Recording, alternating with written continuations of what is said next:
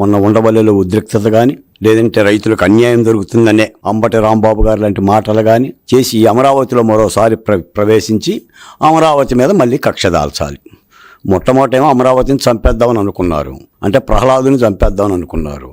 మీ వల్ల గాల, మీరే చచ్చారు. చింత చచ్చినా పులుపు చావలేదని ఇంకా మీ పులుపు అనక్క మళ్ళీ మరోమారు అమరావతిని వివాదం చేస్తున్నారు. మాట మాట్లాడితే 1,00,000 కోట్లు అంటారు, 2,00,000 కోట్లు అంటారు, 10 లక్షల కోట్లు అంటారు, రాజధాని అంతా కూడా అక్కడే పెడుతున్నారు అంటారు. ఈ రోజున దాదాపు 12 ఏళ్ళైనా రాష్ట్రం విడిపోయిన తర్వాత ఈ దేశంలో ఉన్న 28 రాష్ట్రాల్లో ఎక్కడైనా రాజధాని మీద రాజకీయ పార్టీ ఇంత వివాదం చేయటం చూసామా? మీరు 24 ఆ ఎన్నికలతోనే వెళ్ళారు కదా.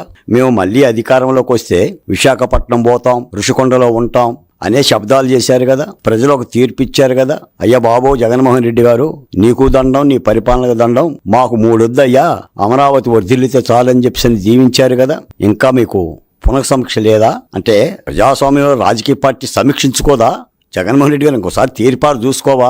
అంటే ఎడమ చెంప కొట్టినా కుడి చెంప కొట్టినా నాకు 40% ఓట్లు వచ్చినాయి, 40% ఓట్లు వచ్చినాయి మాట్లాడతావే తప్ప 11 సీట్లు ఎందుకు వచ్చినాయి మాట్లాడరా?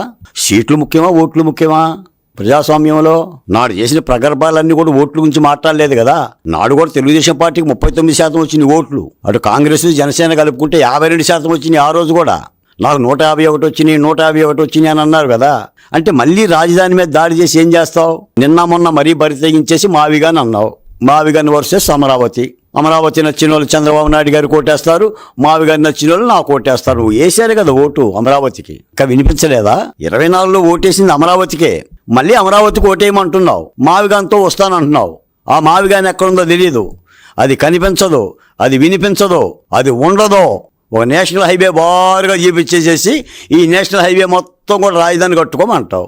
ఉండ గన్నవరం ఎయిర్పోర్ట్ చూపిస్తావు, ఉండ విజయవాడ రైల్వే స్టేషన్ చూపిస్తావు, పైపెచ్చు రాజధానిలో సముద్రం ఉందని అంటావు. ఇక్కడ అమరావతిలోనేమో కృష్ణానది ఉంటే మునిగిపోతుంది అంటావు. మావిగంలో సముద్రం ఉంటే మరి మునిగిపోతుందా, కొట్టుకుపోతుందా? నీ మాటలకు ఎవరికి ఏం అర్థం కాక ఒక్కొక్క వైసీపీ నాయకుడు కానీ కార్యకర్త కానీ త్రివిక్రమ్ శ్రీనివాస్ చెప్పినట్టు సిరివెన్నెల సీతారామ శాస్త్రి గారి పాట వింటే 2 జేబులు చేతుల్లో పెట్టుకుని అలా నడుచుకుంటూ పోతుంటున్నారంట.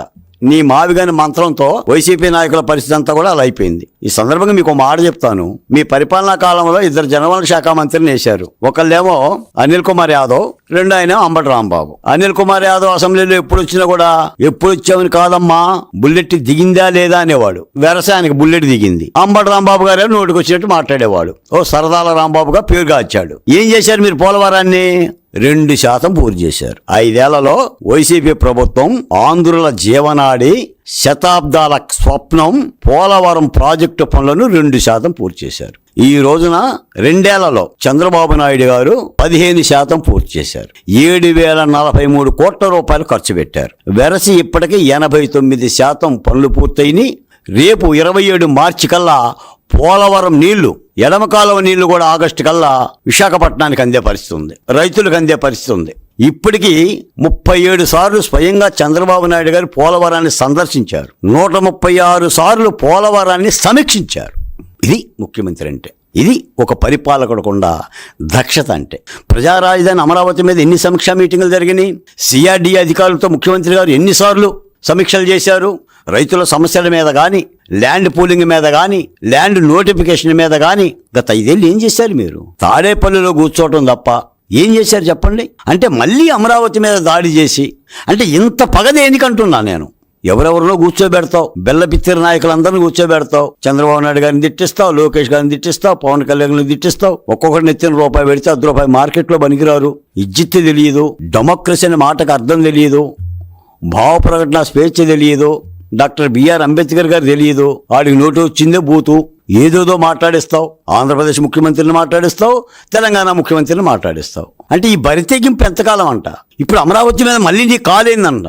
అసలు ఇన్ని పాపాలు చేసిన తర్వాత రాజధాని మీద అన్ని వేల మంది రైతుల్ని రహదారులు పాలు చేసిన తర్వాత అమరావతి గురించి మాట్లాడే నైతిక అర్హత మీకు ఎక్కడుందంటున్నా? ఆ ధైర్యం ఎట్టొస్తుంది అంటున్నా.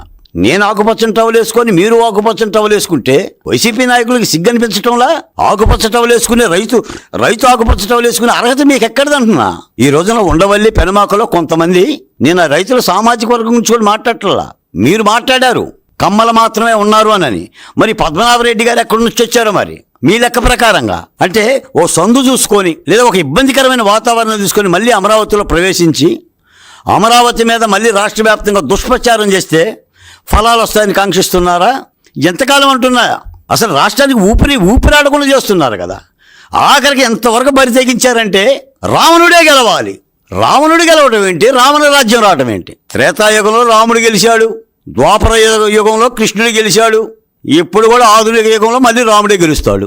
రావణుడు గెలవడం ఏంటి అంటే ఆ స్థాయికి వెళ్ళిపోయింది మీ పిచ్చి. ఏం చెయ్యాలో అర్థం కావడం అలా.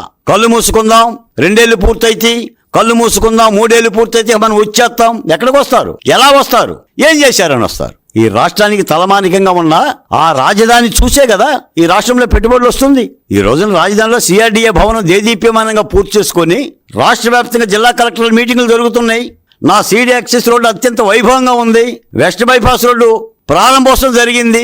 భోగాపురం ఎయిర్పోర్ట్ పూర్తవుతుంది, పోలవరం పూర్తవుతుంది, పరిశ్రమలు వస్తున్నాయి, ఉపాధి అవకాశాలు మెరుగుపడుతున్నాయి. లోకేష్ గారు డిఎస్సి ఇచ్చారు.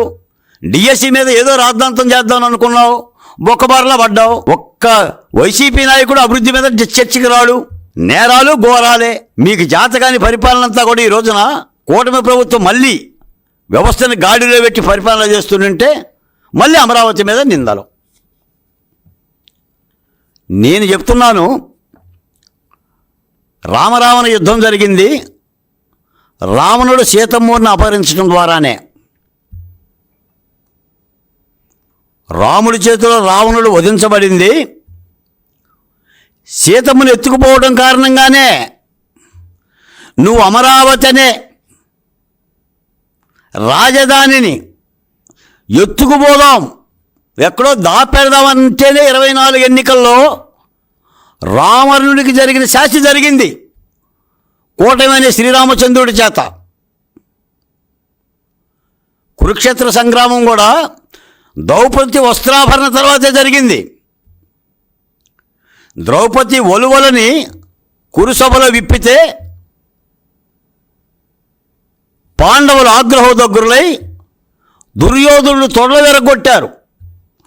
101 మంది కౌరవుల్ని వధ చేశారు. నువ్వు అమరావతి జోలికి పోతేనే నీకు 11 వచ్చినాయి.